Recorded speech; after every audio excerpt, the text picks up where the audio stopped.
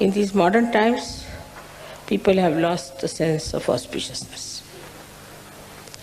Everything that emits vibrations, Chaitanya, is auspicious, is Shubha. And whatever does not, is not, by any chance, auspicious. So first of all, whatever you worship, whatever you accept, all of them have to be auspicious things. Every shape has a coefficient, and all these shapes which you see not necessarily give vibrations. But in the human beings also, we find there are many people like you who have Chaitanya flowing in them. But this Chaitanya, when it flows, we just take Sri Ganesha for granted. We do not understand that we have to awaken Sri Ganesha within us means what? What we have to do. There is Sri Ganesha already existing in you.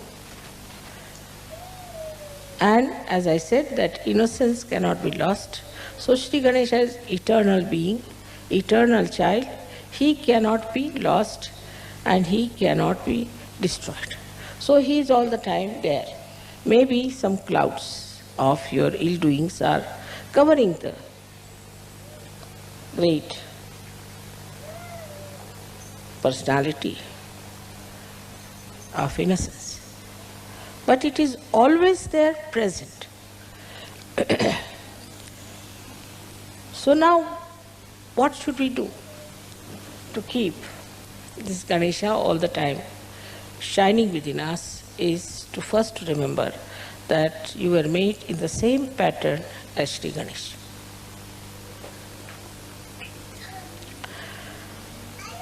But his Kundalini is on his stomach. His pure desire is on his stomach. It's very significant to understand why it is there that his Kundalini is on his stomach. That means he does not have to conquer the temptations of Muladhara at all.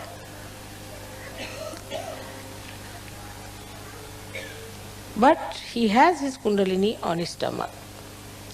That means he is also beyond the temptations of food, of power, or anything. Because his stomach represents absolute abandonment, absolute freedom.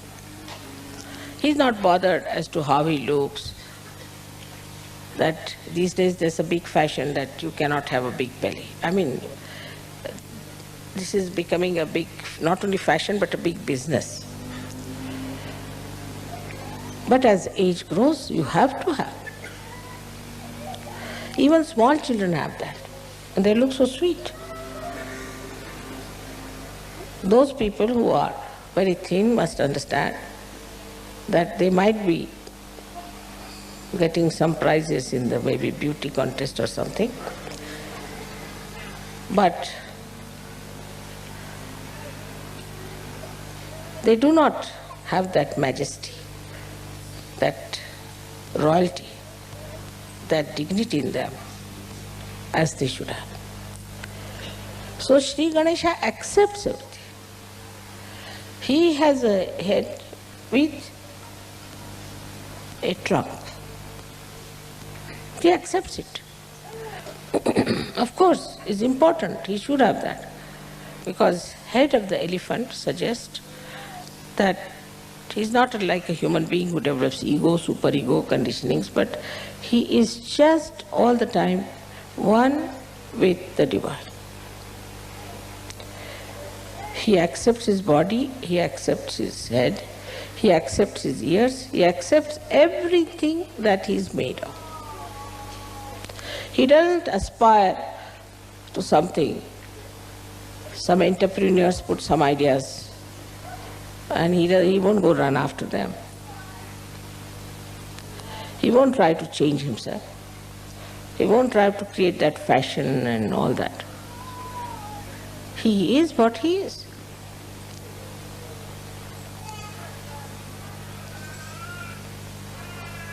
Because he is a satisfied soul.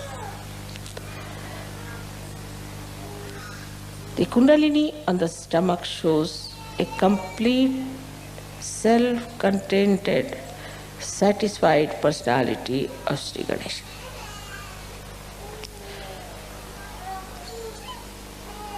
When you have all the powers within you,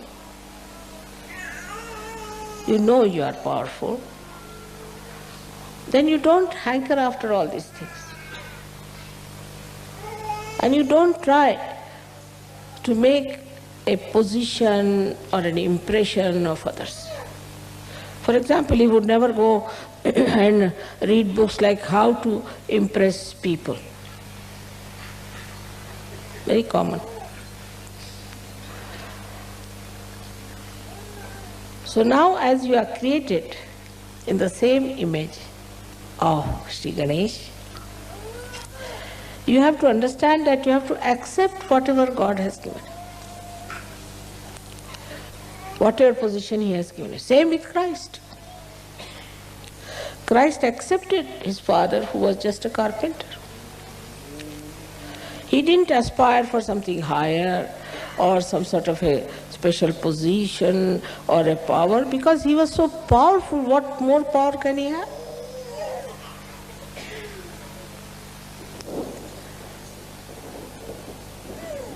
Though people mocked at him and laughed at him and could not accept what he was saying. But still, he was self-contented, self-satisfied. He knew what it was. So for a Sahaja-yogi, the first thing is to be self-contented. As I told you, the fundamentals of the Western life is to see and to be seen.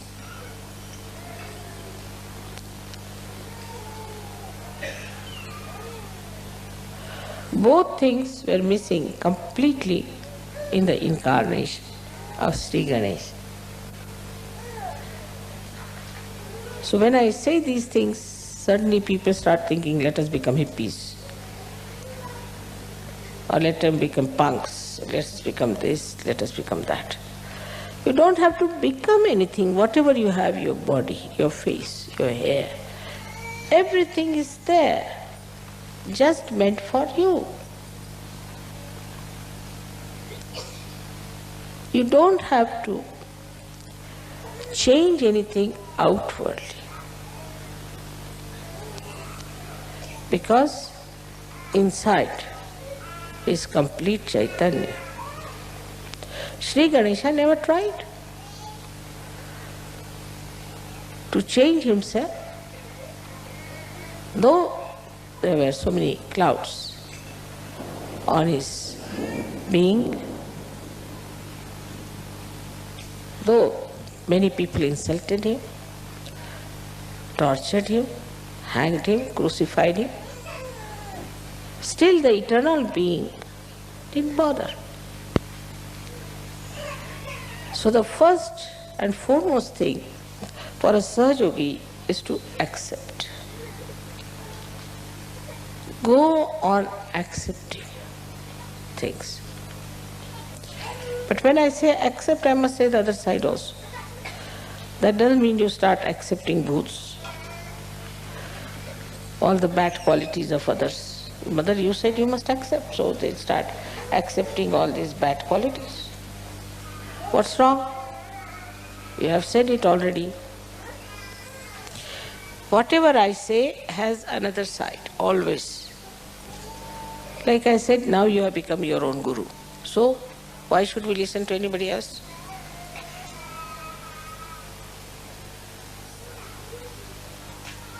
Like this, see, we go on diverting ourselves, deviating ourselves from reality just to cheat ourselves. And this comes because we have no wisdom. We have no wisdom because we do not know what is for our benevolence, what is for our good, what we should do for our good, and even if we know, we don't want to do it. So what we lack is wisdom. Now it's a vicious circle, I must say, that Ganesha is to be awakened to give you wisdom. He is the giver of wisdom. He is the giver of wisdom. And he has to give you the wisdom. He is to be awakened. But you are not wise because he is not awakened. It's a very vicious circle. How to make this vicious circle break? That let my wisdom shine in my attention. Let Sri Ganesha throw his light in my attention. Mentally, you people are very alert, no doubt. And you can always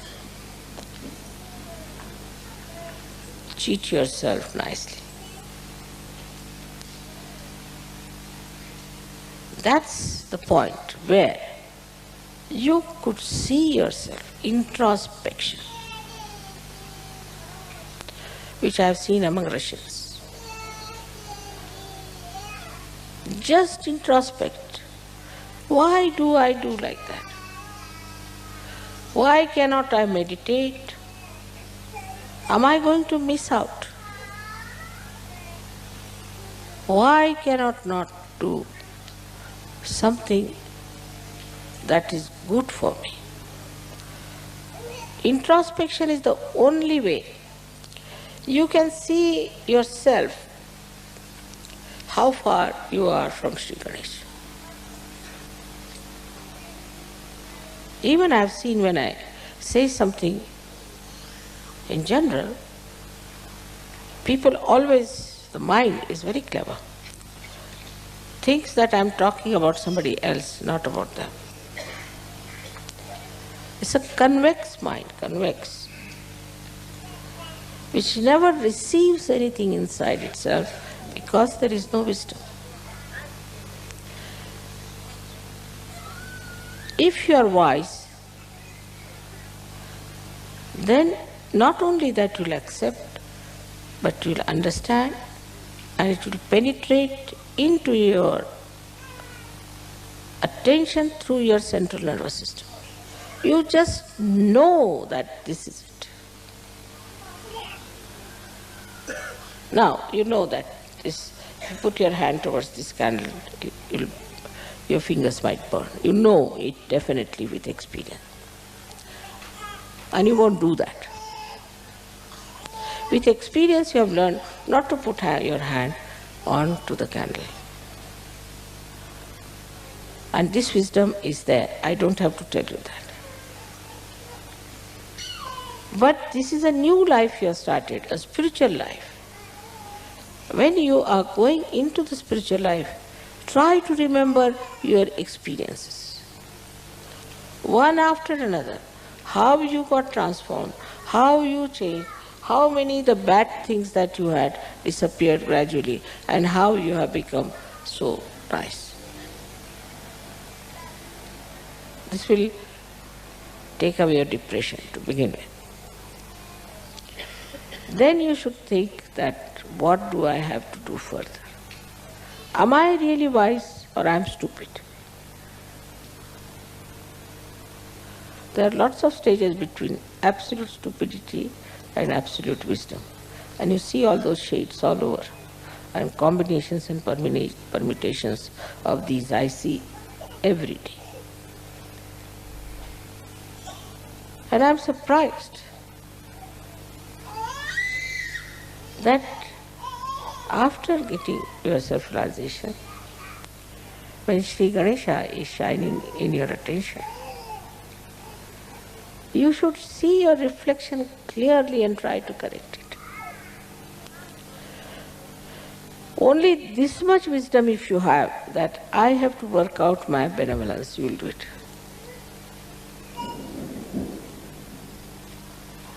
I know of somebody who could never get up in the morning, say for example.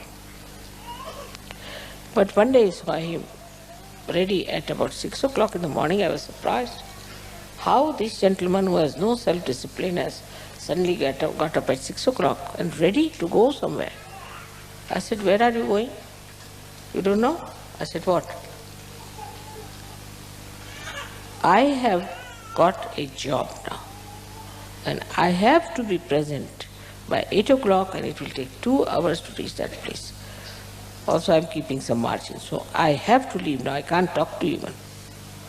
Quite alert, awake. Now, what is the thing is, as far as money is concerned, lot of wisdom is there. Don't have to tell them. That is automatically. Money wisdom is quite a lot. Job wisdom is quite a lot. Because these things means prestige in the society. This means security in the society. So this kind of business you find in many people, and in some even that is missing. They don't even understand that they have to earn their living. But that's the minimum. You cannot be parasite. Then the second stage, as I said, by many stages, is this, that we are not for money, money is for us.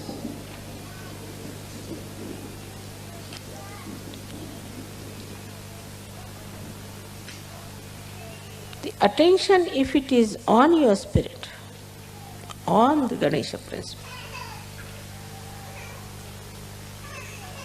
then whole situation will change. Your priorities will change. And suddenly people will say, "Mother, what has happened to this gentleman? He was a stupid fool, now he's become such a wise person."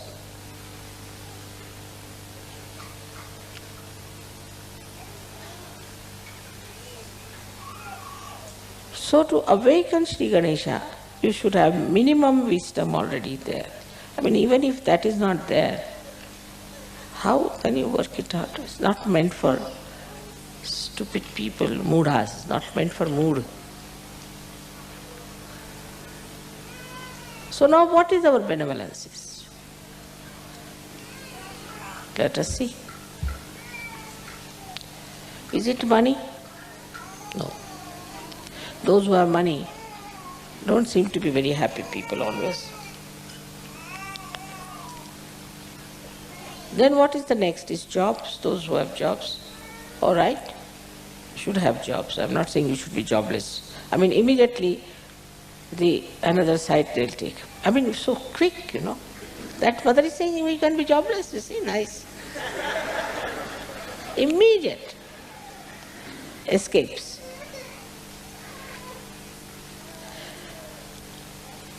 Now then the power. You want to have political power, the social power, this power, that power, is absolutely a joyless pursuit. You go and see those people who are supposed to be powerful, so-called. Halfway they are towards self, 1 foot there and 1 foot here, and about to be gulped down by the crocodiles. You can see it clearly. Especially in this Kali Yuga, it's so obvious, so clear-cut. We don't want to be like them, we want to be like Sri Ganesh. So once you start accepting your circumstances, accepting your body, you're accepting your face, everything, you will see that lot of time will be saved.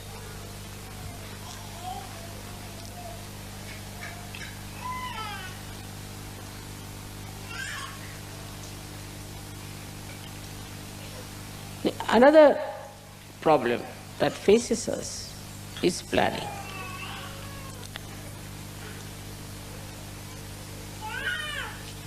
And that is missing in Sri Ganesha completely. He did not do any planning whatsoever. I wish he had done some planning, things would have been much better.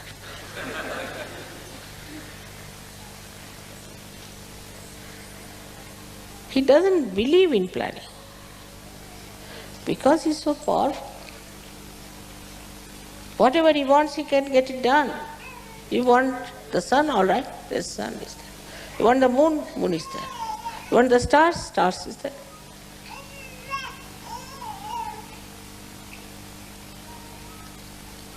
The dust of his feet can create the whole universe. Universes after universe. For such a person, there is no need to be planning everything, because whatever he wants happens. But why? Why it happens? Why he has this power? Because he is in that state. Are you in that state?